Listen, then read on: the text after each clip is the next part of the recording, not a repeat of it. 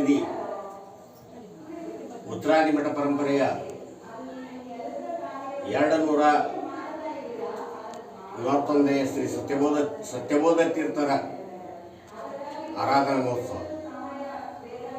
ಶ್ರೀ ಸತ್ಯಬೋಧ ತೀರ್ಥರು ಉತ್ತರಾದಿ ಮಠ ಪರಂಪರೆಯಲ್ಲಿ 25ನೇ ಉತ್ತರಾಧಿಕಾರಿಗಳಾಗಿ ಸವಣೂರಿನಲ್ಲಿ 1883ನೇ ಇಸ್ವಿಯಲ್ಲಿ ವೃಂದಾವನಸ್ಥರಾಗಿರುವುದು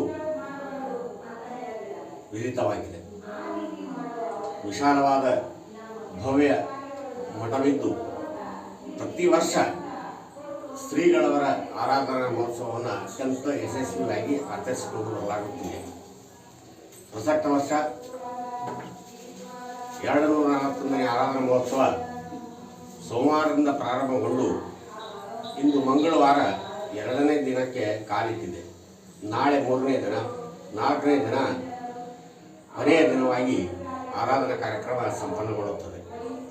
ಶ್ರೀ ಸತ್ಯಬೋಧ ತೀರ್ಥರು ಕಳೆದ 3 ಶತಮಾನಗಳ ಹಿಂದೆ ಅತ್ಯಂತ ಅಭೂತಪೂರ್ವ ಮಹಿಮೆಗಳನ್ನು ತೋರಿಸುತ್ತಾ ಆಗಿನ ಸಂದರ್ಭದಲ್ಲಿಯೇ ಹರಿಹರರ ಭೇದವನ್ನು ಕೊನೆಗಾಣಿಸಿ ವಿಷ್ಣು ಸರ್ವೋತ್ತಮ ಹಾಗೂ ಶಿವನ ಒಂದು ರುದ್ರ ಸ್ವಹಾಕಾರ ಎರಡೂ ಕೂಡ ಒಂದೇ ಅಂತಕ್ಕಂಥ ಒಂದು ತತ್ವವನ್ನು ಸಾರಿರ್ತಕ್ಕಂಥದ್ದು ಶ್ರೀ ಸತ್ಯಬೋಧ ಸ್ವಾಮಿಗಳ ಮೂಲ ವೃಂದಾವನದ ಭವ್ಯ ಮಠದಲ್ಲಿ ಈಶ್ವರನ ಸನ್ನಿಧಾನ, ಅದರೊಂದಿಗೆ ಶ್ರೀಗಳವರ ಮೂಲ ವೃಂದಾವನ ಸನ್ನಿಧಾನ ಇರತಕ್ಕಂಥದ್ದು ಎಂದಿಗೂ ವಿದಿತವಾಗಿದೆ.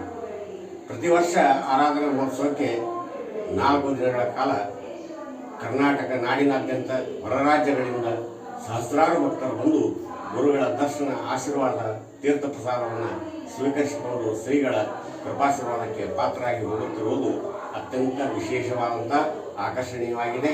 ಇದೊಂದು ಧಾರ್ಮಿಕ ಶ್ರದ್ಧಾ ಕೇಂದ್ರವಾಗಿದೆ. ಈ ಧಾರ್ಮಿಕ ಶ್ರದ್ಧಾ ಕೇಂದ್ರದ ಒಂದು ಉನ್ನತಿಗಾಗಿ ಅದನ್ನು ಮತ್ತೊಮ್ಮೆ ಪುನರುಜ್ಜೀವನಗೊಳಿಸುವುದಕ್ಕಾಗಿ ಸಕಲ ಸದ್ಭಕ್ತರು ತಮ್ಮ ಸಹಾಯವನ್ನು ಸಲ್ಲಿಸುವ ಮೂಲಕ ಶ್ರೀಮಠದ ಶ್ರೇಯೋಭಿವೃದ್ಧಿಗಾಗಿ ಸಾಕಷ್ಟು ಶ್ರಮಿಸುತ್ತಿದ್ದಾರೆ. ಈ ಒಂದು ಕಾರ್ಯ ನಿರಂತರವಾಗಿ ಮುಂದುವರಿಯಲಿ ಅಂತ ಶ್ರೀ ಹರಿವಾಯ ಗುರುಗಳಲ್ಲಿ ನಾನು ಬೇಡಿಕೊಳ್ಳುತ್ತೇನೆ. ಅಂತ ಸುಮ್ಮನೆ ಬಂದ್ಬಿಡ್ತದೆ, ಆಮೇಲೆ ಕಿವಿ ಹೋಗ್ತದೆ, ಮೂಗು ಹೋಗ್ತದೆ. ಇದೇ ರೀತಿ ಬಾರಿಯಾಗಿ ಎಲ್ಲ ದೇಹದ ಅಂಗಗಳು ಬಾರಿಯಾಗಿ 2 ತಿಂಗಳ ರಜೆ ಹಾಕೊಂಡು ಎಲ್ಲ ಊರು ಸುತ್ತಾಡ್ಕೊಂಡು ಬಂದು ಅರ್ಥ ಮಾಡ್ಕೋತಾರೆ, ನಾವಿಲ್ಲದೆ ಈ ದೇಹದ ಯಾವ ಚಲನವಲನೆಯಲ್ಲೇನೂ ಒಂದು ಸ್ವಲ್ಪ ಕೂಡ ಪರಿಣಾಮವನ್ನು ಬೀರಿಲ್ಲ. ಅವಾಗ ಈ ಮುಖ್ಯ ಪುರಾಣ ಎಲ್ಲರೂ 2 ತಿಂಗಳು ರಜೆ ಹಾಕೊಂಡು ಹೋಗಿದ್ದೀರ. ನಾನು 2 ತಿಂಗಳು ಬೇಡ, 1 ವಾರ ರಜೆ ಹಾಕ ಅಂತ ಕೇಳಿದಾಗ ಎಲ್ಲರೂ ಆ ದೇವರು ಶರಣಕ್ಕೆ ಹಿಡಿದರು, ಕ್ಷಮಾಪಣೆಯನ್ನು ಕೇಳಿದರು. ಅವರಿಗೆ ತಮ್ಮ ತಪ್ಪನ್ನು ಅರಿವಾಯಿತು. ಅವರು ಹೇಳ್ತಾರೆ, ಬೇಡ ದೇವರೇ, ನೀವು ಹೋಗ್ಬಿಟ್ರೆ, ಈ ದೇಹದಿಂದ ಚೈತನ್ಯನೇ ಹೊರಟು ಹೋಗ್ಬಿಟ್ರೆ ನಮ್ಗೆ ಒಂದು ಕ್ಷಣ ಕೂಡ ಇರಲ್ಲ, ಈ ಜನ ಸುಟ್ಟಾಕ್ಬಿಡ್ತಾನೆ, ಅದಕ್ಕೆ ನೀವು ಹೋಗುವುದು ಬೇಡ ಅಂತ ಹೇಳಿದ ಮೇಲೆ ಆವಾಗ ಮುಖ್ಯ ಪ್ರಾಣ ದೇವರು ಹೇಳ್ತಾರೆ, ಹಾಗಾಗಿ ನಮ್ಮ ಈ ಅವಯವಗಳು ಗಟ್ಟಿಯಾಗಿದ್ದಾಗ ನಾವು ಆ ಭಗವಂತನನ್ನ ಸ್ಮರಿಸಬೇಕು. ಯಾವ ರೀತಿ ಸ್ಮರಿಸಬೇಕು? ಇವೆಲ್ಲ ಅಂಗಗಳು ಒಂದೇ ಬಾರಿಗೆ ದೇವರನ್ನ ಸ್ಮರಿಸುತ್ತಾ ಇವೆ. ಯಾವ ರೀತಿ? ನರಜನ್ಮ ಬಂದಾಗ, ನಾಲಿಗೆ ಇರುವಾಗ ಕೃಷ್ಣ ಎನ್ನಬಾರದೆ ನೀ, ಕೃಷ್ಣ ಎನ್ನಬಾರದೆ ನೀ, ಕೃಷ್ಣ ಎನ್ನಬಾರದೆ. ನರಜನ್ಮ ಬಂದಾಗ, ನಾಲಿಗೆ ಇರುವಾಗ ಕೃಷ್ಣ ಕೃಷ್ಣ ಎನ್ನಬಾರದೆ ನೀ, ಕೃಷ್ಣ ಎನ್ನಬಾರದೆ. ಈ ನರಜನ್ಮ ದುರ್ಲಭವಾದದ್ದು. ಈ ದುರ್ಲಭವಾದ ನರಜನ್ಮ ಬಂದಾಗ ನಮ್ಮ ಮುಖದಿಂದ, ನಮ್ಮ ಬಾಯಿಂದ ಆ ಭಗವಂತನ ನಾಮವನ್ನು ಕೊಂಡಾಡಬೇಕು. ಕಣ್ಣಿಂದ ಅವನನ್ನು ತೃಪ್ತಿಯಾಗುವವರೆಗೂ ನೋಡಬೇಕು. ಕೈಯಿಂದ ಅವನಿಗೆ ಸ್ಪರ್ಶಿಸಬೇಕು. ಕಾಲಿಂದ ಅವನ ಬಳಿ ಹೋಗಬೇಕು. ಇವೆಲ್ಲ ನಮಗೆ ಈ ನರಜನ್ಮದಲ್ಲೇ ಸಾಧ್ಯ. ಯಾಕಂದ್ರೆ ಹೇಳ್ತಾರೆ, ದುರ್ಲಭಂ ತ್ರಯಮೇವೈತತ್ ದೇವಾನುಗ್ರಹ ಹೇತುಕಂ ಮನುಷ್ಯತ್ವಂ ಮೋಕ್ಷತ್ವಂ ಮಹಾಪುರುಷ ಶ್ರೌಶ್ರಯ. ಗೋಪಾಲ ಕೃಷ್ಣ ಭಗವಾನ ಕೀ. ಮೂರು ದುರ್ಲಭ ಇದೆ, ಮೂರು ವಸ್ತುಗಳು. ಯಾವ್ಯಾವುದು?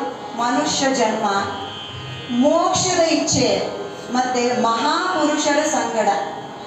ಇವು ಮೂರು ದುರ್ಲಭ ಇದೆ. ಈ ದುರ್ಲಭದಲ್ಲಿ ನಮಗೆ ಮನುಷ್ಯ ಜನ್ಮವನ್ನು ಸಿಕ್ಕಿದೆ. ಆ ಮನುಷ್ಯ ಜನ್ಮದ ಸಾರ್ಥಕವನ್ನ ಮಾಡ್ಕೋಬೇಕು, ಆತ್ಮ ಕಲ್ಯಾಣವನ್ನ ಮಾಡ್ಕೋಬೇಕು, ಆತ್ಮ ಪ್ರಾಪ್ತಿಯನ್ನು ಮಾಡ್ಕೋಬೇಕು. ಯಾಕೆಂದರೆ ಈ ಮನುಷ್ಯ ಜನ್ಮ ನಮಗೆ ಎಷ್ಟು ಯೋನಿಗಳು ತಿರುಗಾಡಿ ನಾವು ಬಂದಿದ್ದೇವೆ, ಆವಾಗ ಈ ಮನುಷ್ಯ ಜನ್ಮ ನಮಗೆ ದೊರೆತಿದೆ. ಎಷ್ಟು ಯೋನಿಗಳು? ಏಸು ಕಾಯಂಗಳ ಕಳೆದು 84 ಲಕ್ಷ ಜೀವರಾಶಿಯಿಂದ ದಾಟಿ ಬಂದ ಈ ಶರೀರ. ಏಸು ಕಾಯಂಗಳ ಕಳೆದು 84 ಲಕ್ಷ ಜೀವರಾಶಿಯಿಂದ ದಾಟಿ ಬಂದ ಈ ಶರೀರ.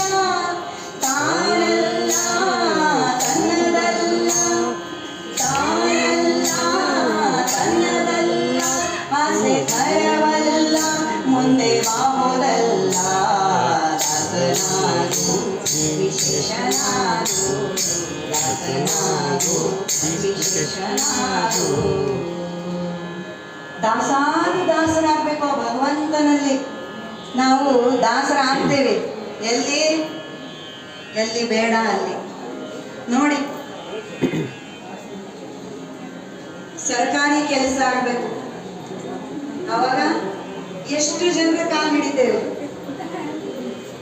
ಇಲ್ಲಿ ಭಗವಂತನ ಕಾಲು ಹಿಡಿದ್ರೆ ದೂರ ಓಡಿರ್ತಾರೆ.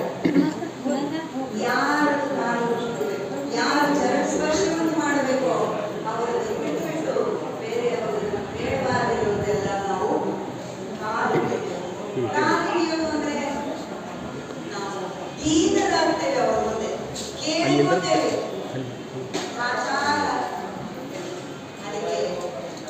ದಾಸರು ನಮಗೆ ಹೇಳ್ತಾರೆ, ನೀವು ಈ ನರದೇಹ ನಮಗೆ ಯಾವಾಗ ಸಿಕ್ಕಿದೆಯೋ ಆವಾಗಲೇ ನೀವು ಅದನ್ನ ಭಗವಂತನ ಕಡೆ ಬಳಸಬೇಕು. ಆ ದೇವರ ನಾಮಸ್ಮರಣೆಯನ್ನು 24 ಗಂಟೆ ಮಾಡಬೇಕು. ಆಮೇಲೆ ಕೆಲವರು ಕೇಳ್ತಾರೆ, ನಾವು ಮಾಡುವುದಲ್ಲ, ನಾವು ಮಾಡಿದರೆ ಭಗವಂತನ ನಾಮಸ್ಮರಣೆ ಯಾರು ಮಾಡ್ತೀವಿ? ನೀವು ನಮ್ಮ ಚಾನೆಲ್ಗೆ ಸಬ್ಸ್ಕ್ರೈಬ್ ಆಗಿಲ್ಲ ಅಂದ್ರೆ ಇಲ್ಲಿರುವ ಸಬ್ಸ್ಕ್ರೈಬ್ ಬಟನ್ ಅನ್ನು ಪ್ರೆಸ್ ಮಾಡಿ ಹೆಚ್ಚಿನ ಅಪ್ಡೇಟ್ಸ್ ಪಡೆಯೋದಕ್ಕೆ.